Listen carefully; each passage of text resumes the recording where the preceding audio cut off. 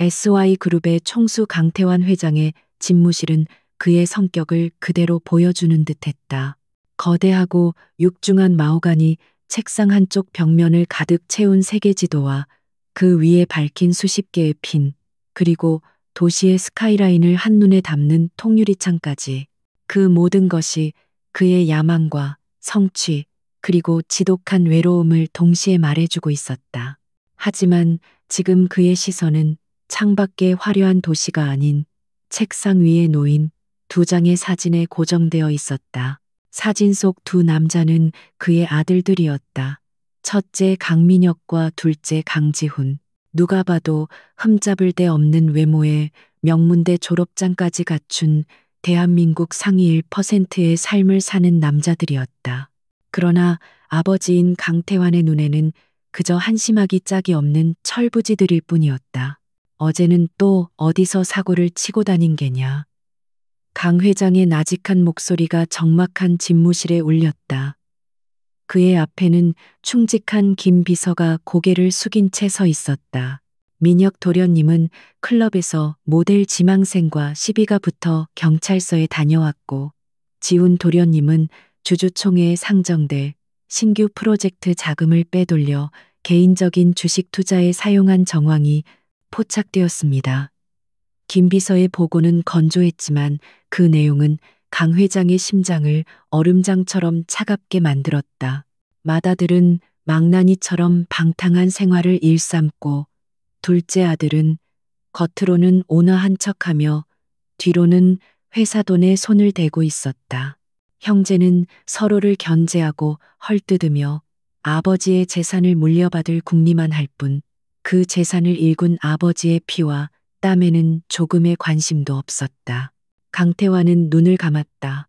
수십 년 전 잿더미 위에서 맨주먹으로 SY그룹을 일으켰던 젊은 날의 자신이 떠올랐다. 아내가 세상을 떠난 후 그는 오직 일에만 매달렸다. 아들들에게는 최고의 환경과 교육을 제공했지만 정작 가장 중요한 아버지의 사랑과 올바른 가치관을 심어주는 데는 소홀했다. 그 결과물이 바로 저 한심한 두 아들이었다. 이대로는 안 된다. 내가 평생을 바쳐 이룬 모든 것을 저놈들에게 맡길 수는 없어. 그는 결심했다. 아들들을 바꿀 수 없다면 그들 곁에 현명하고 강단 있는 여자를 붙여서라도 사람을 만들어야 했다. 결혼. 그것이 유일한 해법처럼 보였다. 김 비서. 국내 최고의 결혼정보회사에 연락해서 조건에 맞는 여성을 찾아보게. 재벌가의 딸일 필요는 없어. 똑똑하고 강단 있고 무엇보다도 사람 보는 눈이 있는 여자로. 회장님 맞선을 주선하시겠습니까? 그래, 두 놈을 한자리에 불러서 같이 보게 할 것이다. 서로 경쟁이라도 해서 한 놈이라도 제대로 된 짝을 찾게 해야지. 하지만 강태환은 자신의 아들들을 믿지 않았다. 그들은 분명 여자의 집안이나 외모만 보고 판단할 것이 뻔했다. 그들이 선택하는 여자는 결국 그들과 똑같은 부류의 허영심 많고 생각 없는 여자일 터였다. 그는 자신이 직접 확인해야만 했다. 그리고 맞선 장소에 내가 있을 수 있도록 조치를 취하게. 김 비서의 눈이 동그래졌다. 회장님께서 직접 가시겠습니까? 하지만 도련님들이 알게 되면 모르게 해야지. 강태환의 입가에 옅은 미소가 번졌다. 수십 년간 비즈니스 세계에서 살아남으며 익힌 변장술과 자맹 능력을 이런 데 쓰게 될 줄은 몰랐지만 어쩔 수 없었다. 그 레스토랑의 직원으로 위장할 것이다.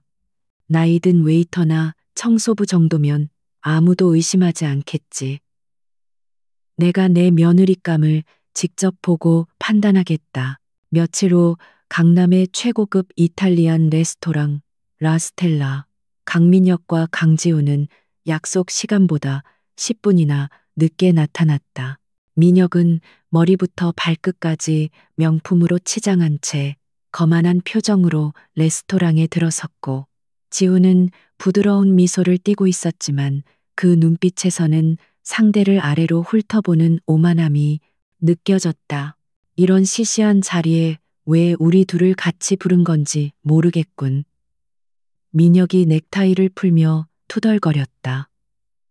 아버지의 뜻이니 어쩌겠어, 형. 적당히 시간이나 때우다 가자고. 지훈이 맞장구를 치며 자리에 앉았다.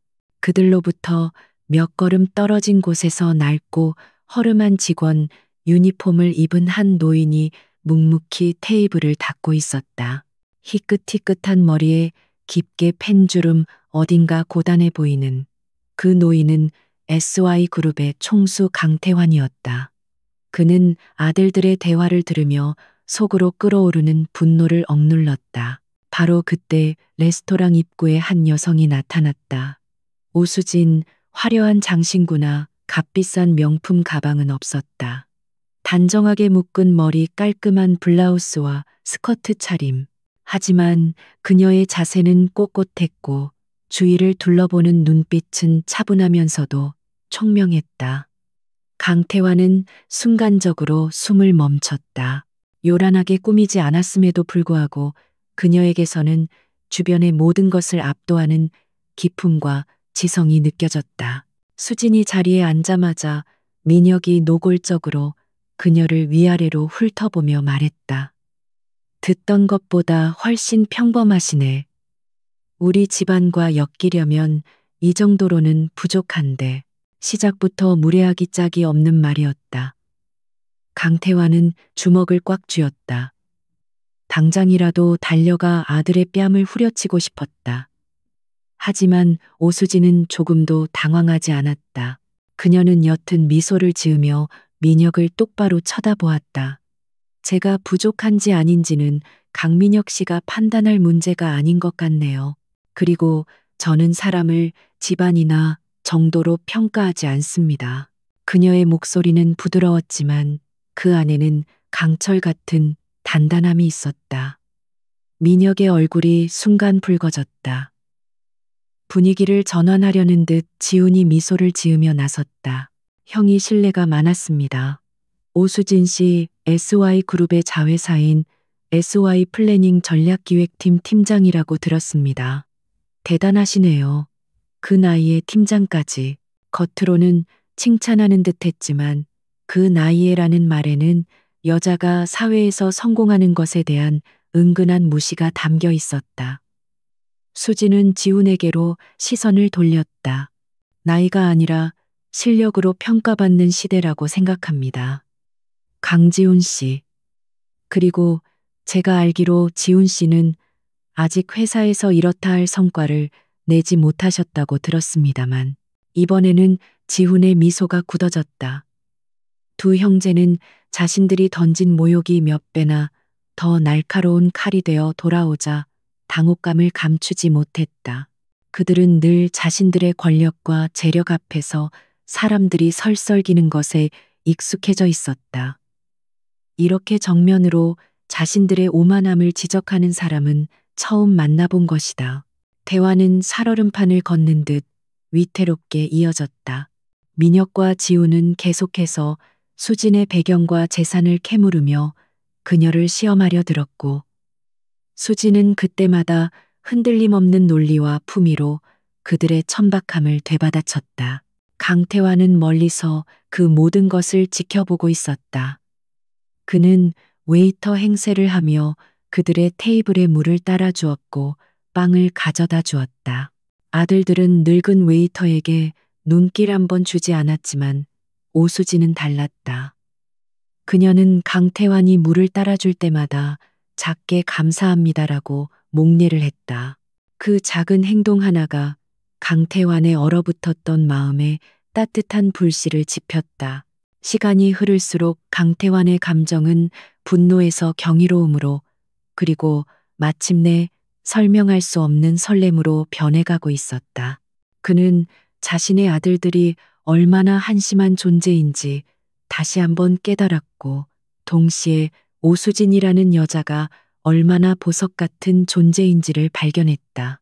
그녀의 지성, 그녀의 용기, 그녀의 품격, 모든 것이 완벽했다. 저런 여자라면 망나니 같은 내 아들들도 사람으로 만들 수 있을지 모른다. 아니, 저런 여자는 내 아들들에게 너무나도 과분하다. 마침내 수진이 자리에서 일어섰다.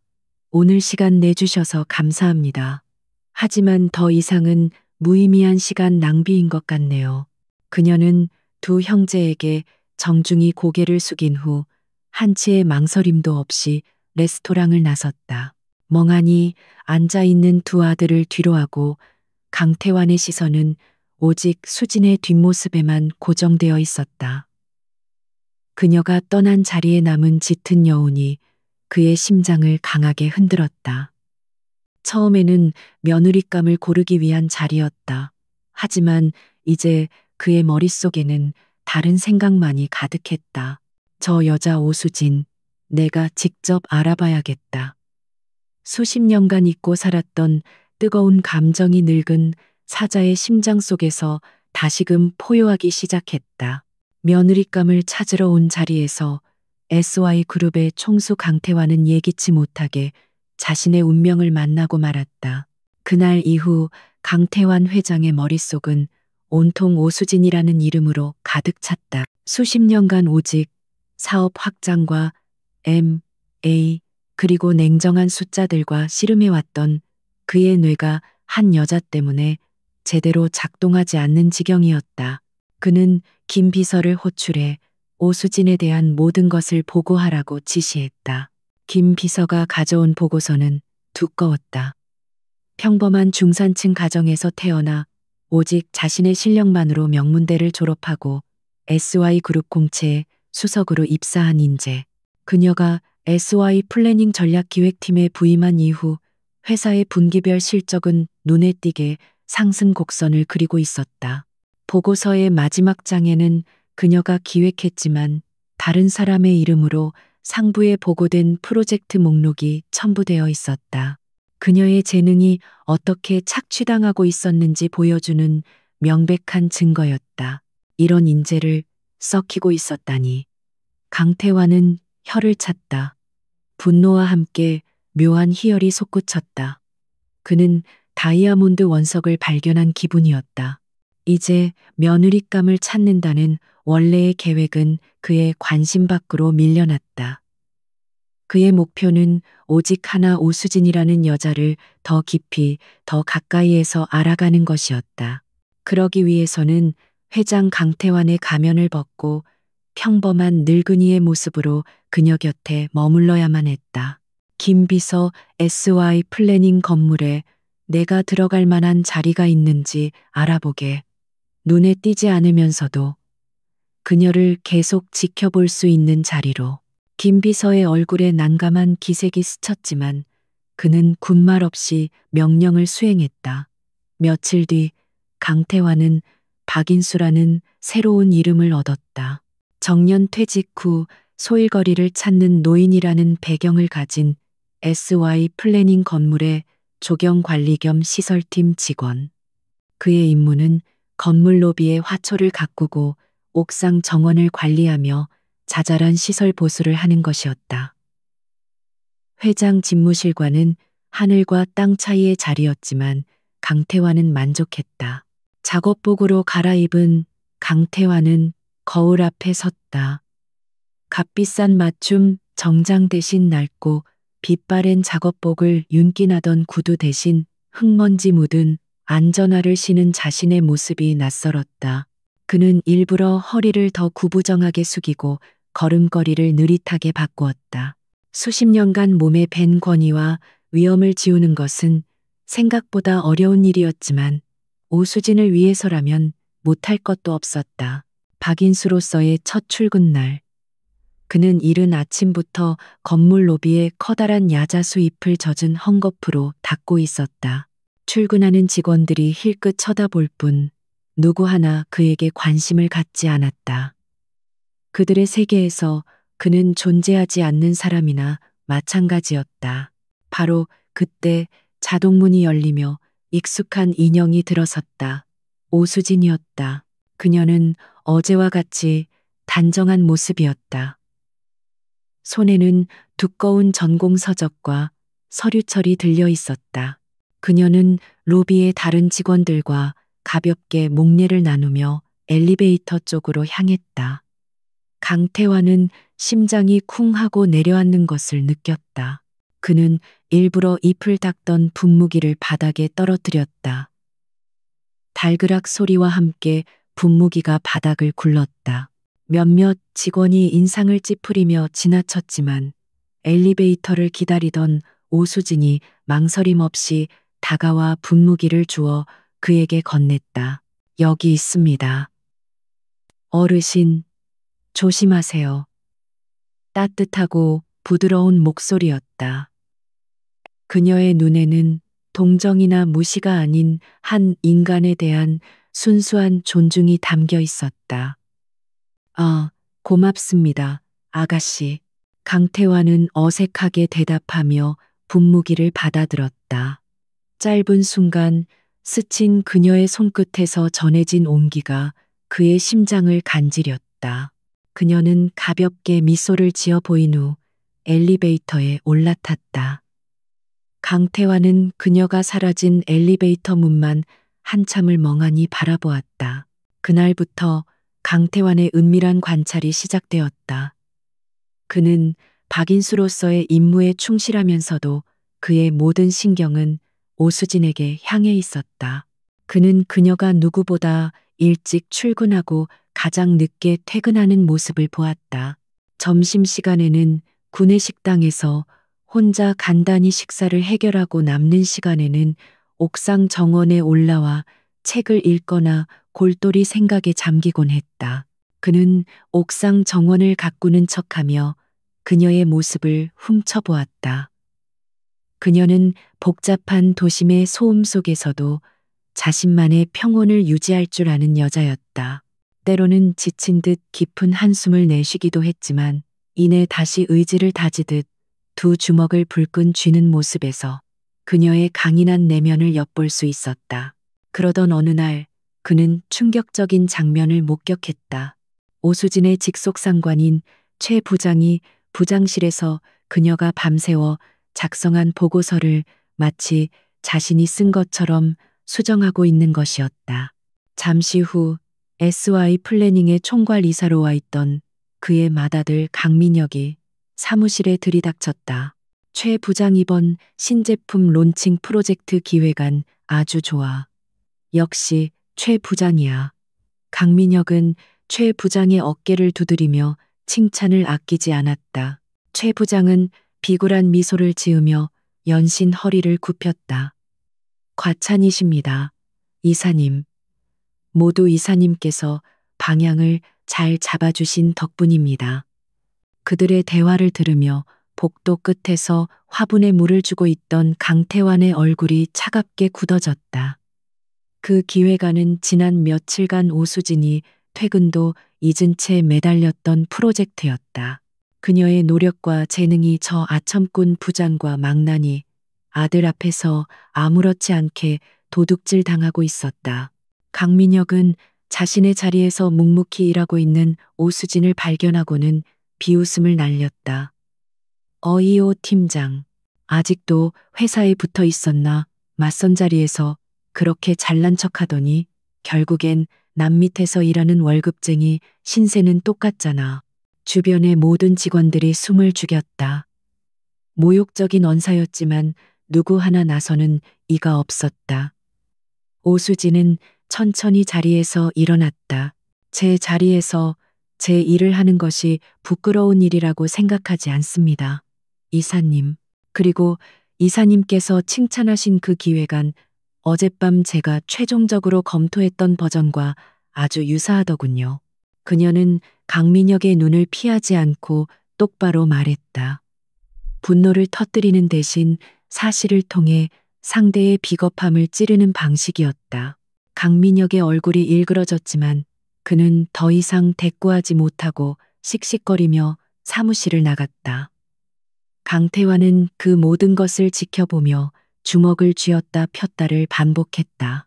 아들에 대한 실망감, 오수진에 대한 안쓰러움, 그리고 그녀의 당당함에 대한 경외감이 뒤섞여 그의 마음속을 휘저었다.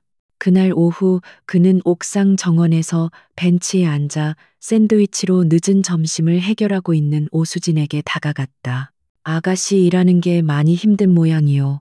그가 조심스럽게 말을 건넸다. 오수진은 고개를 들어 그를 보더니 어깨 미소 지었다.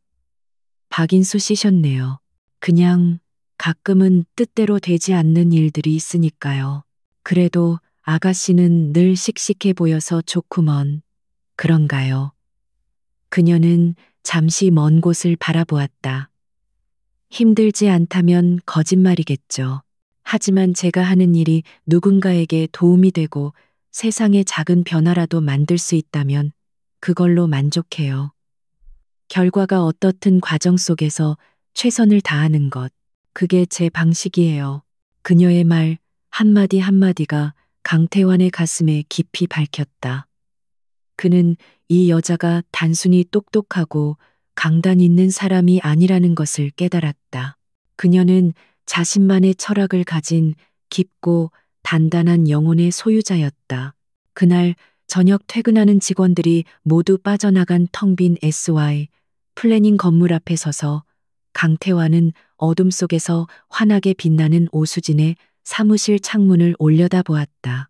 처음에는 단순한 호기심과 설렘이었다. 하지만 이제 그의 감정은 더 깊고 복잡한 무언가로 변해가고 있었다. 그것은 존경심이었고 연민이었으며 어떻게든 그녀를 지켜주고 싶다는 강렬한 보호 본능이었다. 오수진이라는 보석을 알아볼수록 그 보석을 둘러싼 SY그룹의 현실이 얼마나 추하고 부패했는지도 명확하게 보이기 시작했다. 그녀를 알아가는 여정은 곧 자신이 평생을 바쳐 이룩한 왕국의 어두운 이면을 직시하는 고통스러운 과정이기도 했다. 강태환은 결심했다. 박인수로서 그는 그녀의 가장 가까운 곳에서 그녀를 지켜볼 것이다. 그리고 강태환으로서 그는 그녀를 억압하는 모든 것들을 바로잡을 것이다. 오수진이 이끄는 그린 페이퍼 프로젝트는 SY 플래닝의 미래를 책임질 핵심 사업이었다. 기존의 플라스틱 포장재를 대체할 친환경 신소재를 개발하는 것으로 성공만 한다면 그룹의 이미지를 제고하고 새로운 시장을 선점할 수 있는 획기적인 기획이었다. 강태환 회장 역시 이 프로젝트의 가능성을 높이 평가하고 있었다. 그러나 그의 맏아들 강민혁에게 이 프로젝트는 눈엣 가시일 뿐이었다. 그에게는 두 가지 이유가 있었다. 첫째, 맞선 자리에서 자신에게 굴욕을 안긴 오수진이 성공하는 꼴을 볼 수 없었다. 둘째, 그는 전통적인 건설 자재 사업을 확장하려 하고 있었고 그 과정에서 뒷돈을 챙겨줄 협력업체들과 이미 결탁한 상태였다. 회사 자원이 그린 페이퍼 프로젝트에 집중되는 것은 그의 계획에 큰 차질을 빚는 일이었다.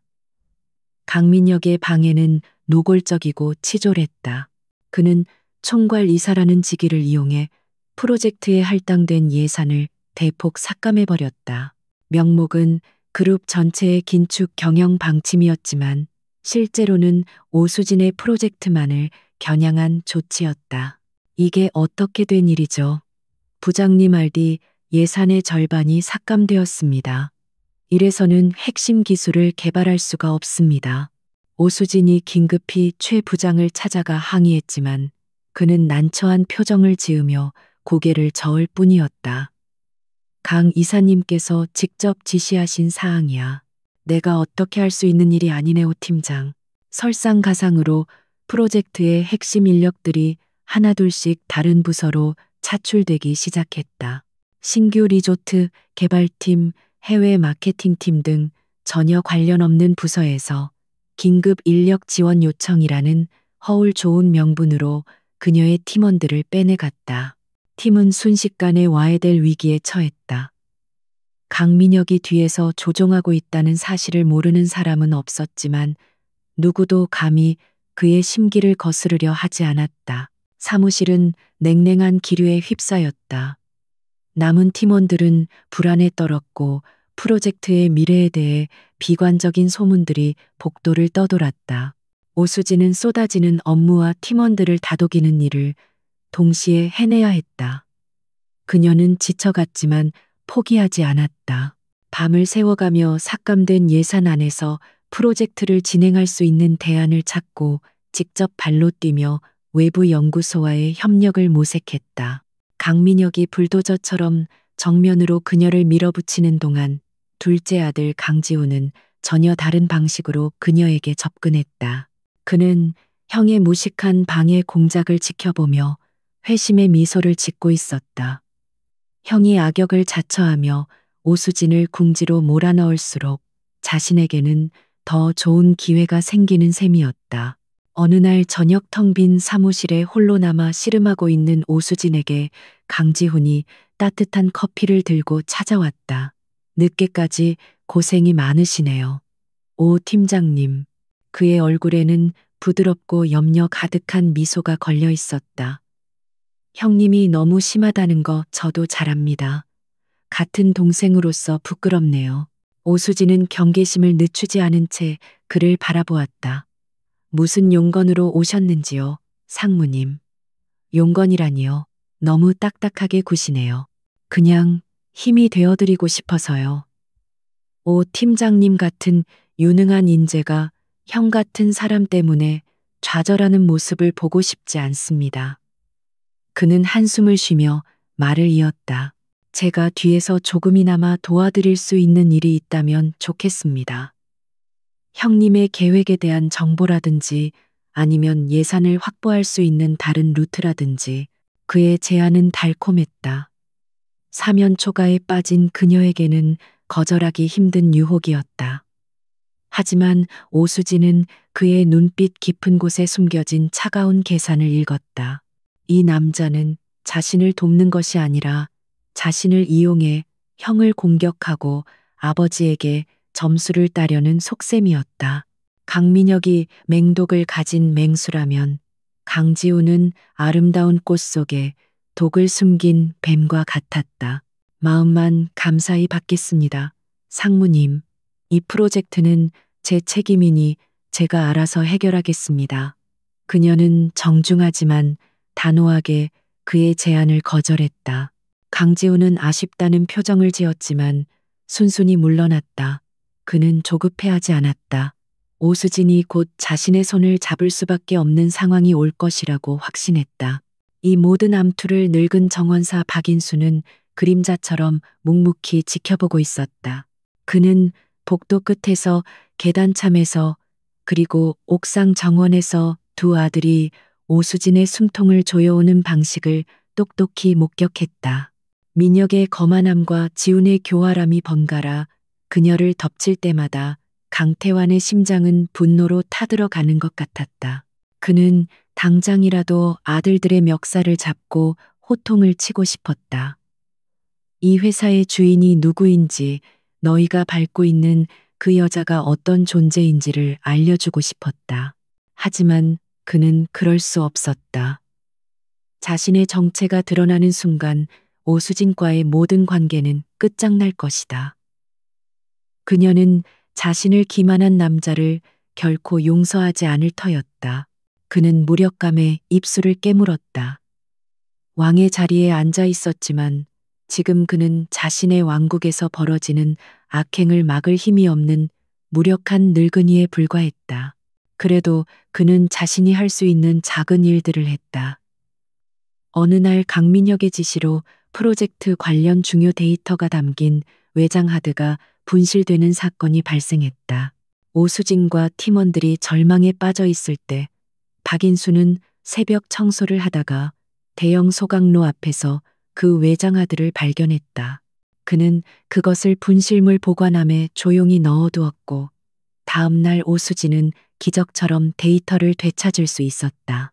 또 한 번은 오수진이 외부 투자자를 만나기 위해 급히 보고서를 출력해야 하는데 프린터가 고장 나버렸다. 서비스 센터에서는 부품이 없어 며칠이 걸린다고 했다. 그때 박인수가 낡은 공구함을 들고 나타나 1시간 만에 프린터를 뚝딱 고쳐 놓았다. 그는 그저 옛날에 기계 만지는 걸 좀 했었다며 어색하게 웃어 보일 뿐이었다. 오수진은 그에게 몇 번이고 감사 인사를 했지만 그저 운이 좋았거나 마음씨 좋은 노인의 도움이라고만 생각할 뿐 그 이상의 의심은 하지 않았다. 시간이 흐를수록 상황은 악화되었다. 강민혁의 방해는 더욱 집요해졌고 프로젝트는 좌초 직전까지 몰렸다. 팀원들은 하나둘 지쳐 떠나갔고 사무실에는 오수진과 신입사원 2명만이 남게 되었다. 강지우는 보세요. 제 도움이 필요할 거라고 했잖아요. 라는 듯한 눈빛으로 주변을 맴돌며 그녀를 압박했다. 그날 밤 오수진은 모두가 퇴근한 옥상 정원에 홀로 서 있었다. 차가운 밤 공기가 그녀의 지친 뺨을 스쳤다. 눈앞에 펼쳐진 화려한 도시의 야경이 마치 그녀를 비웃는 것처럼 느껴졌다. 최선을 다했지만 거대한 권력과 교묘한 음모 앞에서 그녀의 노력은 무력하기만 했다. 처음으로 그녀는 모든 것을 놓아버리고 싶다는 생각을 했다. 눈가에 뜨거운 눈물이 핑 돌았다. 조금 떨어진 나무 그늘 아래에서 강태환은 그 모습을 가슴 아프게 지켜보고 있었다. 강인하던 그녀의 어깨가 힘없이 축 늘어져 있었다. 그는 그녀에게 다가가 따뜻한 위로의 말을 건네고 싶었지만 발걸음이 떨어지지 않았다. 자신이 그녀를 이 지경으로 만든 원흉 중 하나인 것만 같았다. 두 아들을 저렇게 괴물로 키운 것은 바로 자신이었기 때문이다. 그의 마음속에서 무력감은 이내 강철 같은 결의로 바뀌었다. 더 이상은 안 된다. 더 이상 그녀가 홀로 싸우도록 내버려 둘 수는 없다. 이제는 박인수가 아닌 강태환으로서 움직여야 할 때가 온 것이다. 그는 어둠 속에서 조용히 주먹을 움켜쥐었다. 폭풍 전야의 고요함이 그와 그녀가 있는 옥상 정원을 감싸고 있었다. 절망의 끝에서 사람은 때로 가장 차분해진다. 오수진은 더 이상 눈물을 흘리지 않았다. 대신 그녀의 머리는 그 어느 때보다 차갑고 날카롭게 회전하기 시작했다. 강민혁 이사는 프로젝트의 숨통을 끊기 위해 가장 결정적인 부분을 공격했다. 핵심 원료를 공급하기로 했던 협력업체 그린텍이 갑작스럽게 계약 파기를 통보해온 것이다. 표면적인 이유는 내부 사정이었지만 그 배후에 강민혁의 압력이 작용했음을 모를 리 없었다. 대안을 찾지 못하면 프로젝트는 공식적으로 폐기 수순을 밟게 될 터였다. 그날 밤도 그녀는 사무실을 떠나지 못했다. 책상 위에는 관련 업계의 모든 자료와 논문들이 산더미처럼 쌓여 있었다. 그녀는 지푸라기라도 잡는 심정으로 이미 수십 번도 더 검토했던 자료들을 다시 뒤적였다. 시간은 자정을 향해 달려가고 있었고 거대한 빌딩은 깊은 침묵에 잠겼다. 그때 사무실 복도에서 청소 카트가 굴러오는 소리가 들렸다. 어김없이 박인수 씨였다. 그는 오수진의 사무실 문 앞에서 잠시 멈칫하더니 조용히 고개를 숙여 인사하고는 그녀의 책상 옆에 있는 휴지통을 비우기 시작했다. 늦게까지 고생이 많구먼 아가씨. 네, 마무리할 게 좀 남아서요. 그녀는 건성으로 대답하며 모니터에서 눈을 떼지 않았다. 머릿속은 온통 새로운 공급처를 찾아야 한다는 생각뿐이었다. 박인수는 말없이 휴지통을 비우고는 다른 한쪽에 쌓여있던 폐지 더미를 정리하기 시작했다. 그는 낡은 업계 잡지 한 권을 집어들더니 혼잣말처럼 나직이 중얼거렸다. 쯧쯧, 요즘 사람들은 좋은 물건도 너무 쉽게 버린단 말이야. 이 잡지, 내가 젊었을 때 참 대단했지. 그래, 이 회사 대양화학이라고. 규모는 작았어도 기술력 하나는 세계 최고였는데 다들 어디로 사라져버렸는지 몰라. 그의 목소리는 희미했지만 유독 대양화학이라는 이름만은 오수진의 귓가에 선명하게 밝혔다. 처음에는 그저 노인의 의미 없는 푸념이라고 생각했다. 하지만 무언가 이상했다. 그녀는 고개를 들어 박인수를 쳐다보았다. 그는 이미 잡지를 폐지 카트에 던져넣고 다른 쓰레기를 정리하고 있었다. 아무것도 아니라는 듯한 태연한 모습이었다. 오수진은 다시 모니터로 시선을 돌렸지만 더 이상 자료가 눈에 들어오지 않았다. 대양화학, 머릿속에서 그 이름이 계속 맴돌았다. 믿져야 본전이라는 생각에 그녀는 홀린 듯 검색창에 그 이름을 입력했다. 검색 결과는 놀라웠다. 대양화학은 10여 년 전 뛰어난 친환경 신소재 기술을 가지고 있었지만 자금난과 경영 미숙으로 시장에서 도태되어 지금은 파산 직전에 놓인 작은 중소기업이었다. 하지만 오수진의 심장을 뛰게 만든 것은 따로 있었다. 그들이 보유한 특허 기술 목록. 그중 하나가 바로 그린텍이 공급하기로 했던 원료를 완벽하게 대체할 수 있는, 아니, 오히려 성능이 훨씬 뛰어난 신물질 제조 기술이었다. 심지어 생산 단가는 절반에도 미치지 않았다. 그녀는 온몸에 소름이 돋는 것을 느꼈다. 이것은 단순한 우연이 아니었다.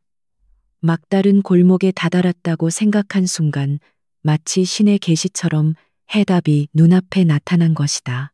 아니, 신의 계시가 아니라 저 늙은 정원사의 혼잣말이 가져다 준 기적이었다. 다음 날 오수진은 곧바로 행동에 나섰다.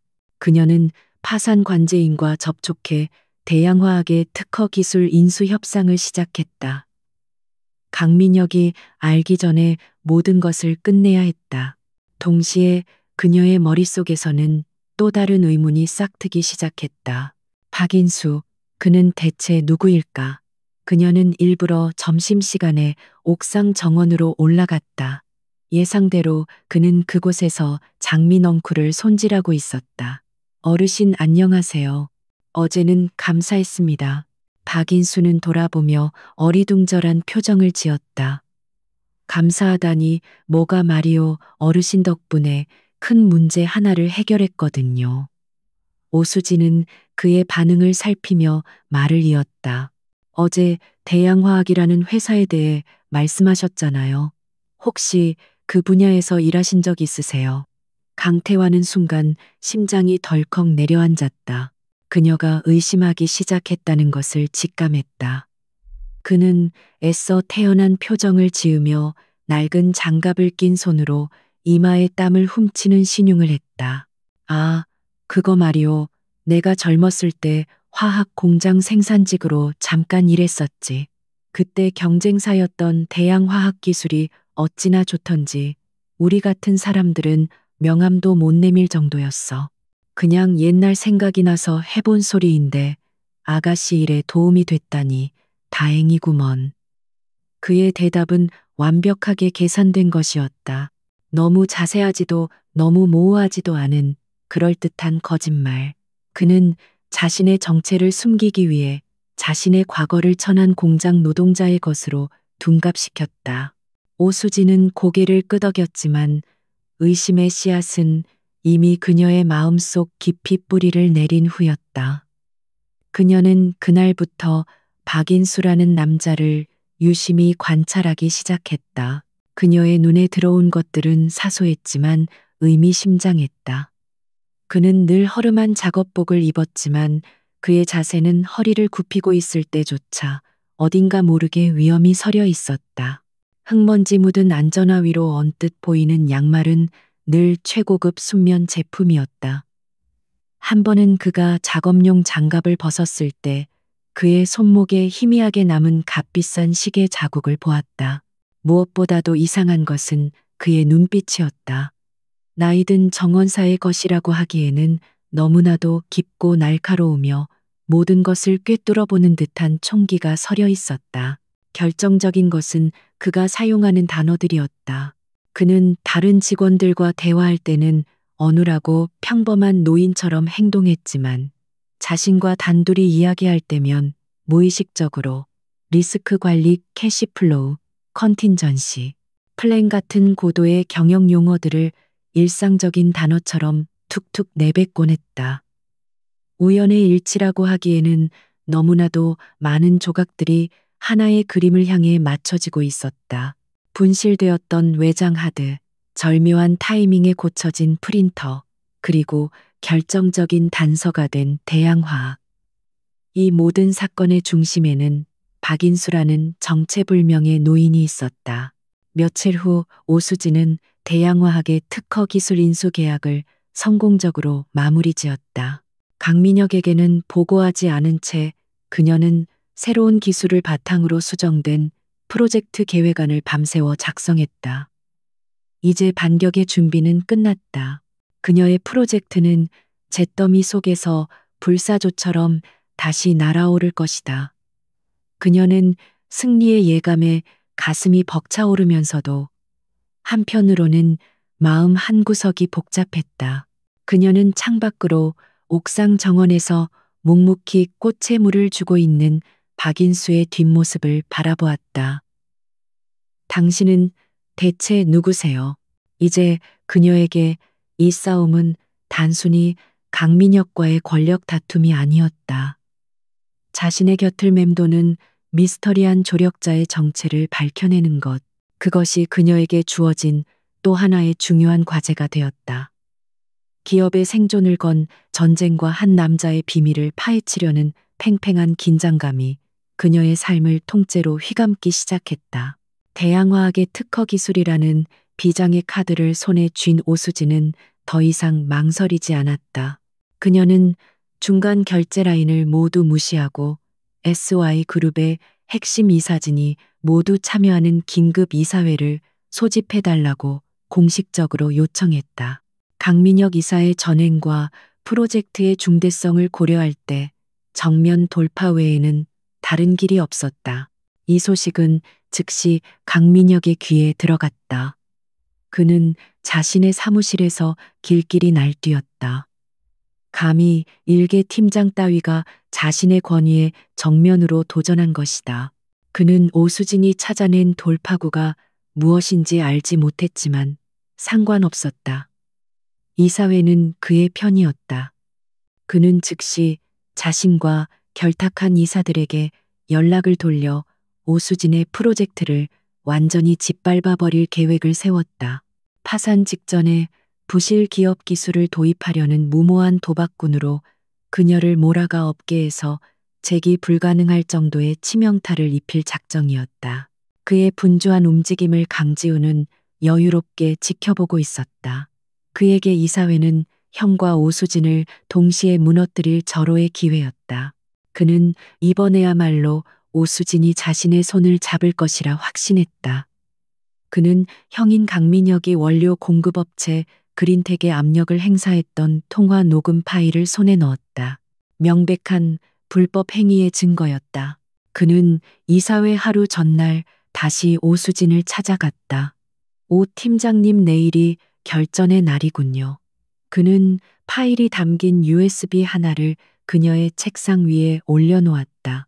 이 안에 형님의 비리가 담겨 있습니다. 이것만 터뜨리면 형님은 끝입니다. 그리고 오 팀장님의 프로젝트는 자연스럽게 승인되겠죠. 이건 제가 드리는 마지막 성의입니다. 오수진은 차가운 눈으로 USB를 내려다 보았다. 강지훈의 의도는 명확했다. 자신을 총알바디로 내세워 형을 제거하려는 속셈. 그녀가 이 카드를 쓰는 순간 그녀는 SY그룹의 추악한 후계자 다툼에 깊숙이 발을 담그게 되는 것이고 강지훈에게 큰 빚을 지게 될 터였다. 상무님의 도움이 없어도 저는 제 실력으로 증명할 겁니다. 그녀는 USB를 그에게 되밀어냈다. 저는 비즈니스를 하러 이사회에 가는 것이지 누군가를 파멸시키러 가는 게 아닙니다. 강지훈의 얼굴에서 부드러운 미소가 사라졌다. 그는 그녀의 오만함이 곧 절망으로 바뀔 것이라 생각하며 차갑게 돌아섰다. 결전의 날, SY그룹 본사 최고층에 위치한 이사회 회의실에는 팽팽한 긴장감이 감돌았다. 강민혁을 필두로 한 보수적인 이사들과 상황을 관망하는 중립적인 이사들이 자리를 채우고 있었다. 그리고 회의실 한쪽 구석 음료와 다과를 준비하는 테이블 뒤에서 박인수의 모습을 한 강태환 회장이 모든 것을 지켜보고 있었다. 이것은 그의 마지막 시험이었다. 권력의 압박과 비열한 음모 속에서 오수진이 어떻게 자신을 증명해내는지, 그리고 자신의 아들들이 얼마나 더 추악해질 수 있는지를 확인하는 자리. 그는 커피를 내리면서도 귀와 눈은 온통 회의 테이블에 집중하고 있었다. 그럼 SY 플래닝 오수진 팀장의 그린 페이퍼 프로젝트 수정 계획안 발표를 시작하겠습니다. 오수진은 담담한 목소리로 발표를 시작했다. 그녀는 대양화학의 기술이 기존 기술보다 얼마나 친환경적이고 비용 효율적인지를 명확한 데이터와 그래프로 증명해 보였다. 그녀의 발표는 군더더기 없이 논리 정연했고 그 자신감 있는 태도는 회의실의 공기를 압도했다. 발표가 끝나자마자 기다렸다는 듯이 강민혁이 비웃으며 끼어들었다. 오 팀장, 지금 장난하는 겁니까? 다 망해가는 회사에 10년도 더 된 기술을 가지고 우리 그룹의 미래를 걸겠다. 이건 혁신이 아니라 도박입니다. 당장 프로젝트를 중단하고 이번 사태의 책임을 물어 오 팀장을 해고해야 마땅합니다. 그의 말을 신호탄으로 그와 결탁한 이사들이 일제히 오수진을 공격하기 시작했다. 리스크가 너무 큽니다. 기술의 안정성이 검증되지 않았습니다. 사방에서 쏟아지는 비난 속에서도 오수진은 흔들리지 않았다. 바로 그때 강지훈이 점잖은 목소리로 입을 열었다. 여러분 잠시만 진정하시죠. 형님, 너무 오 팀장님만 몰아붙이시는 것 아닙니까? 어쩌면 오 팀장님이 이런 무리수를 둘 수밖에 없었던 다른 이유가 있었을지도 모릅니다. 예를 들어 기존 공급업체와의 계약이 갑자기 파기되었다든지 하는. 그는 강민혁을 쳐다보며 의미심장한 미소를 지었다. 이제 오수진이 자신이 준 USB의 내용을 폭로하며 이 진흙탕 싸움에 불을 붙일 것이라고 기대했다. 회의실의 모든 시선이 오수진에게 쏠렸다. 그녀는 강지훈과 강민혁을 차례로 쳐다보았다. 두 형제의 추악한 욕망이 그녀의 눈에 선명하게 보였다. 그녀는 잠시 눈을 감았다. 그리고 다시 떴을 때 그녀의 눈빛은 그 어느 때보다도 단단하고 확고했다. 그녀는 강지훈의 미끼를 물지 않았다. 상무님께서 염려해 주시는 마음은 감사합니다. 하지만 제가 이 자리에 선 것은 누구를 비난하기 위함이 아닙니다. 오직 데이터와 비전으로 이 프로젝트의 가치를 증명하기 위함입니다. 그녀는 들고 있던 리모컨의 버튼을 눌렀다. 스크린에는 새로운 자료가 나타났다.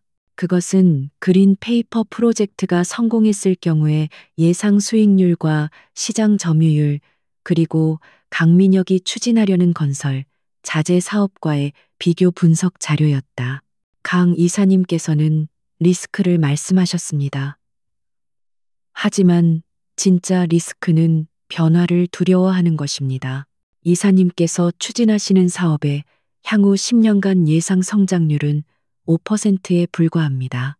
하지만 그린 페이퍼 프로젝트는 성공적으로 안착할 경우 향후 5년 안에 300%의 성장을 보장할 수 있는 블루오션입니다. 어떤 것이 더 큰 리스크입니까? 그녀의 목소리는 회의실 전체에 카랑카랑하게 울렸다. 그녀는 두 형제의 암투 따위는 안중에도 없다는 듯 오직 비즈니스 논리와 팩트로 승부했다. 그녀가 제시하는 압도적인 데이터와 완벽한 시장 분석 앞에서 강민혁의 주장은 감정에 치우친 억지로 전락해버렸다. 분위기는 순식간에 반전되었다. 중립적인 입장을 취하던 이사들의 눈빛이 달라지기 시작했다. 그들은 더 이상 오수진을 어린 여자 팀장으로 보지 않았다. 그들 앞에는 그룹의 미래를 꿰뚫어보는 뛰어난 전략가가 서 있었다. 결국 투표 끝에 그린 페이퍼 프로젝트의 재개 및 예산 증액 안건은 압도적인 찬성으로 통과되었다. 강민혁은 잿빛이 된 얼굴로 주먹을 부르쥔 채 앉아 있었고, 강지훈은 자신의 계략이 실패했음에 당혹감을 감추지 못했다. 회의가 끝나고 이사들이 회의실을 나가자 방구석에 조용히 찻잔을 정리하고 있던 박인수와 오수진의 눈이 마주쳤다. 강태환은 그녀를 향해 아주 희미하게 거의 알아차릴 수 없을 정도로 고개를 끄덕여 보였다. 그것은 그의 마음 속에서 터져나오는 우레와 같은 자부심과 감탄의 표현이었다. 그의 눈빛을 마주한 순간 오수진은 심장이 쿵하고 내려앉는 것을 느꼈다. 그 눈빛은 평범한 노인이 보내는 격려가 아니었다. 그것은 모든 것을 알고 모든 것을 지켜본 절대자의 그것과 같았다. 승리의 기쁨과 함께 박인수라는 남자에 대한 의무는 이제 걷잡을 수 없는 확신으로 변해가고 있었다. 그는 결코 평범한 정원사가 아니었다. 이 사회에서의 승리는 짧은 축포에 불과했다. 오수진이 프로젝트를 재정비할 틈도 없이 SY그룹 전체를 뒤흔드는 거대한 폭풍이 몰아닥쳤다. 적대적 MA의 상징인 사모펀드 피닉스 캐피털이 SY그룹의 지분을 대량으로 매입하며 경영권 위협을 선언한 것이다. 그들은 오랫동안 물밑에서 조용히 움직여왔고 마침내 가장 취약한 순간에 이빨을 드러냈다. 위기는 내부에서부터 골마 터졌다. 이 사회에서 참패한 강민혁은 이성을 잃었다. 그는 자신의 입지를 만회하기 위해 무리하게 건설 부문에 대규모 수주를 추진했고 그 과정에서 부실 채권을 떠안으며 회사에 천문학적인 손실을 입혔다. 이 소식은 주식시장에 즉시 반영되어 SY그룹의 주가는 폭락하기 시작했다. 강지훈 역시 어리석기는 마찬가지였다. 그는 피닉스 캐피털의 공세에 맞서 백기사를 확보하겠다며 독단적으로 움직였다. 하지만 그의 미숙한 협상 능력은 오히려 그룹의 내부 정보와 약점을 경쟁자에게 노출하는 결과를 낳았고 피닉스 캐피털은 더욱 유리한 고지를 점령하게 되었다. 두 아들의 연이은 실책은 불타는 집에 기름을 붓는 격이었다. SY그룹 본사는 그야말로 패닉 상태에 빠졌다. 긴급 최고 경영자 회의가 소집되었지만 회의실의 공기는 절망으로 가득했다. 법무팀과 재무팀은 방어 전략을 내놓았지만 이미 기세를 탄 적의 공세를 막기에는 역부족이었다. 모두가 패배를 예감하고 있었다. 그때였다.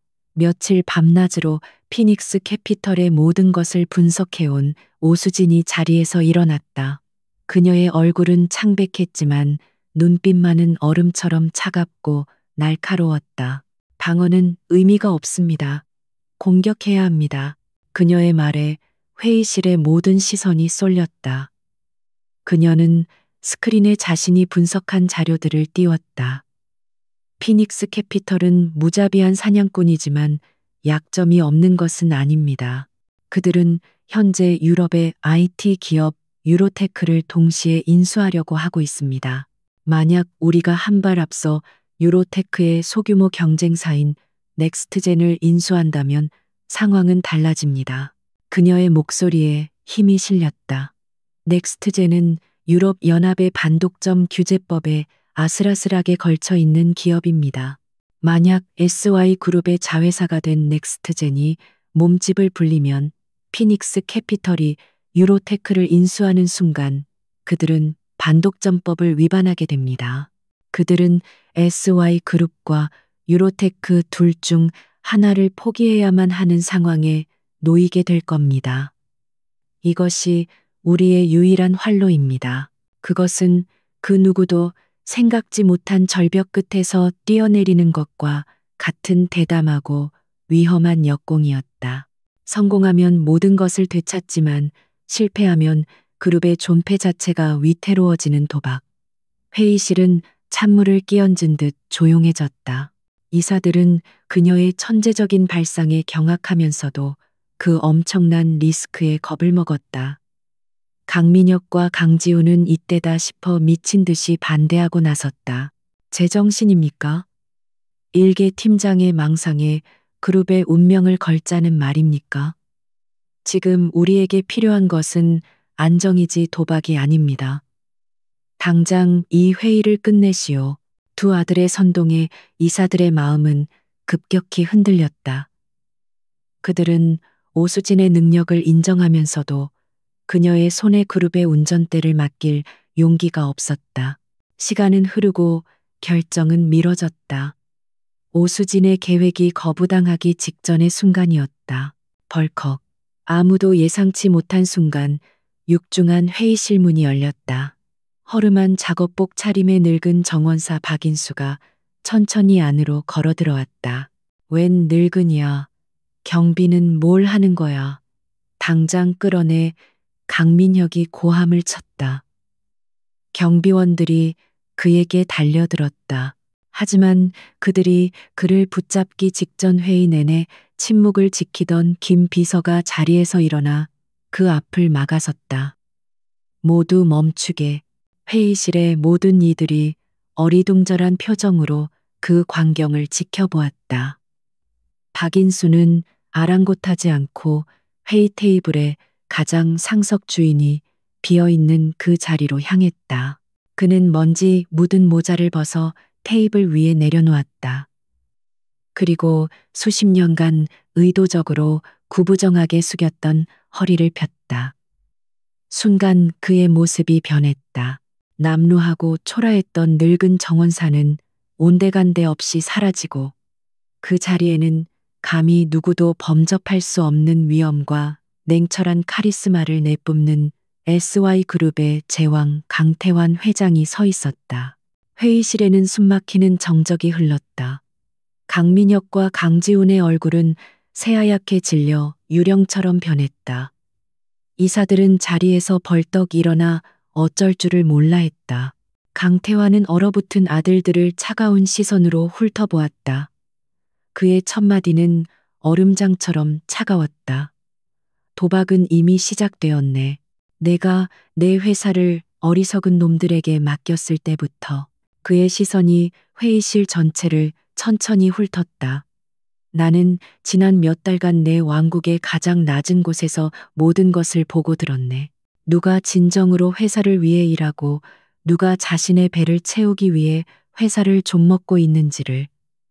그의 시선이 마침내 오수진에게 닿았다. 그녀는 그 자리에 못 박힌 듯 서서 눈앞의 광경을 믿을 수 없다는 듯 바라보고 있었다. 친절했던 정원사 어르신 미스터리한 조력자. 모든 퍼즐 조각이 마침내 하나의 그림으로 맞춰졌다. 오수진 팀장의 계획은 도박이 아니야. 강태환의 목소리가 회의실에 울려 퍼졌다. 그것은 이 절망적인 상황에서 우리가 선택할 수 있는 유일하고도 가장 뛰어난 전략이다. 그는 의장석을 손으로 내리치며 선언했다. 지금 이 순간부터 그룹의 비상대책위원회 위원장은 오수진 팀장이 맡는다. 그녀의 지시에 따르지 않는 자는 그게 누구든 내가 직접 해고할 것이다. 즉시 계획을 실행하게. 그의 명령은 절대적이었다. 회의실은 기업의 운명을 건 긴박한 움직임으로 다시 활기를 찾기 시작했다.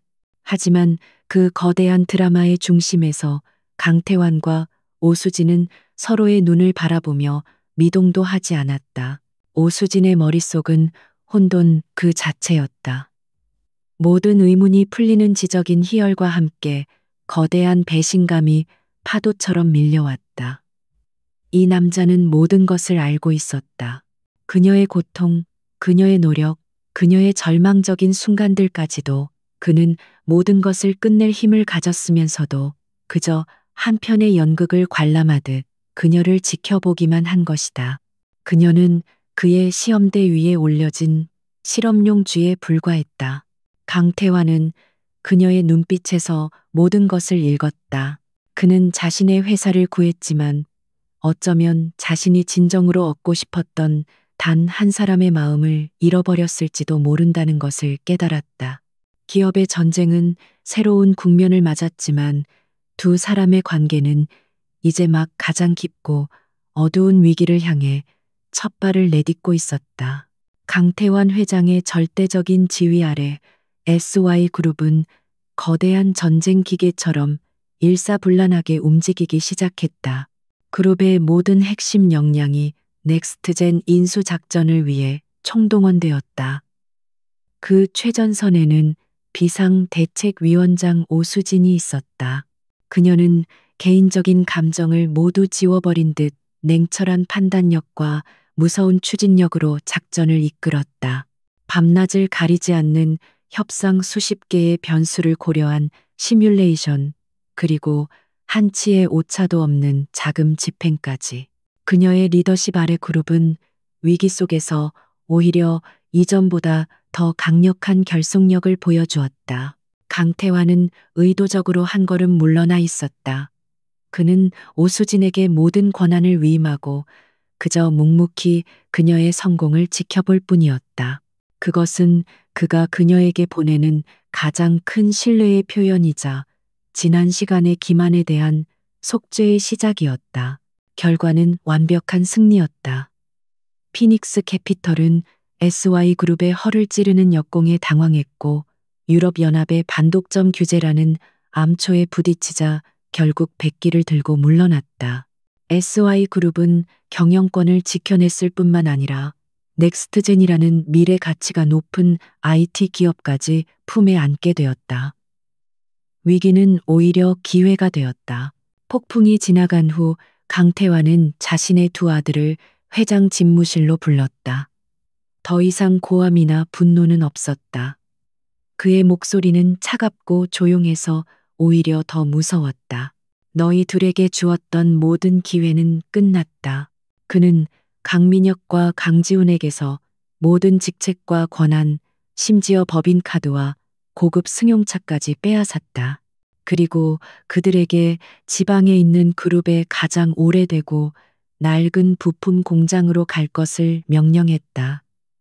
그곳에서 생산직 인턴으로 다시 시작해라. 너희가 무시했던 평범한 직원들이 어떻게 땀 흘려 일하는지, 돈의 가치가 얼마나 무거운지를 뼈저리게 느끼고 와라. 그것이 너희에게 주는 마지막 기회다. 두 아들은 아무 말도 하지 못했다. 아버지의 눈에는 더 이상 자식에 대한 연민이 없었다. 그들은 자신들의 어리석음이 어떤 결과를 낳았는지를 비로소 깨닫고 잿빛이 된 얼굴로 고개를 숙인 채 집무실을 떠났다. 기업과 가족의 문제가 정리되었을 때 강태환에게는 가장 중요하고도 어려운 마지막 과제가 남아 있었다. 오수진과의 관계였다. 그룹의 위기를 완벽하게 해결해낸 다음 날, 그녀는 그의 책상 위에 사직서를 올려놓았다. 지난 몇 달간 회장님의 시험 무대 위에서 훌륭한 배우가 되어드리지 못해 송구스럽습니다. 이제 제 역할은 끝난 것 같으니 이만 물러나겠습니다. 그녀의 목소리에는 어떠한 감정도 실려있지 않았다. 강태환의 가슴이 철렁 내려앉았다. 이건 시험이 아니었네. 그럼 무엇이었습니까? 오수진이 고개를 들어 그를 똑바로 쳐다보았다. 그녀의 눈빛은 상처와 배신감으로 가득했다. 회장님께는 한편의 흥미로운 연극이었을지 모르지만 저에게는 제 인생을 건 처절한 싸움이었습니다. 회장님은 모든 것을 아시면서 모든 것을 해결할 힘을 가지셨으면서 저를 방관하셨습니다. 그게 시험이 아니면 대체 무엇입니까? 그는 아무 변명도 할 수 없었다. 그녀의 말은 모두 사실이었다. 그는 회장의 권위를 내려놓고 한 남자로서 그녀 앞에 다가섰다. 미안하네. 진심으로 미안하네, 수진 씨. 그는 깊이 고개를 숙였다. 태어나서 단 한 번도 누구에게도 숙여본 적 없는 고개였다. 처음의 시작은 분명 잘못되었네. 자네 말대로 한심한 아들놈들 때문에 시작한 어리석은 시험이었지. 하지만 자네를 알아갈수록 모든 것이 변했네. 그는 지난 몇 달간의 시간을 천천히 회상했다. 회장 강태환으로서 나는 자네에게 승진 보너스 권력 같은 것들을 줄 수 있었겠지. 하지만 정원사 박인수로서 내가 줄 수 있었던 것은 고작 폐지 더미 속에서 찾아낸 낡은 잡지 속 단서와 지쳤을 때 건네는 조용한 격려의 말 한마디뿐이었네. 그리고 나는 깨달았네. 회장으로서 줄 수 있는 그 어떤 것보다도 박인수로서 건넸던 그 작은 진심이 내게는 훨씬 더 소중했다는 것을. 그의 목소리가 희미하게 떨렸다. 나는 자네를 시험한 것이 아니었네. 오히려 자네에게서 배우고 있었던 걸세. 진정으로 일한다는 것이 무엇인지, 역경 속에서도 품위를 잃지 않는다는 것이 얼마나 위대한 것인지를. 나는 내 왕국에 갇혀 있던 어리석은 왕이었고, 자네는 내게 진짜 세상을 보여준 사람이었어. 그의 진솔한 고백에 오수진의 얼어붙었던 눈빛이 조금씩 흔들리기 시작했다. 그녀는 여전히 상처받았지만 그의 말 속에 담긴 진심을 느낄 수 있었다. 시간이 필요합니다. 그녀는 사직서를 다시 가방에 넣었다. 그것은 거절도 승낙도 아닌 대답이었다. 몇 달의 시간이 흘렀다. SY그룹은 오수진의 주도 아래 대대적인 혁신을 시작했다. 그녀는 SY 플래닝의 대표이사로 승진했고 그녀가 이끄는 그린 페이퍼 프로젝트는 그룹의 차세대 성장 동력으로 자리 잡았다. 지방 공장으로 쫓겨났던 두 아들은 고된 노동 속에서 조금씩 변화하고 있다는 소식이 들려왔다. 모든 것이 제자리를 찾아가고 있었다. 어느 맑은 가을날 오후 오수진은 잠시 머리를 식히기 위해 옥상 정원을 찾았다. 그녀가 가장 좋아했던 그 벤치에 앉아 하늘을 바라보고 있는데 익숙한 인기척이 느껴졌다. 고개를 돌리자 그곳에는 강태환 회장이 서 있었다. 그는 더 이상 허름한 작업복이 아닌 단정한 평상복 차림이었지만 그의 손에는 낡은 전지가위가 들려 있었다. 그는 그녀의 옆에 조심스럽게 다가와 엉망이 된 장미 넝쿨가지를 잘라내기 시작했다. 한때 박인수가 그랬던 것처럼 새로운 가지가 돋아나려면 죽은 가지는 잘라내야 하는 법이지.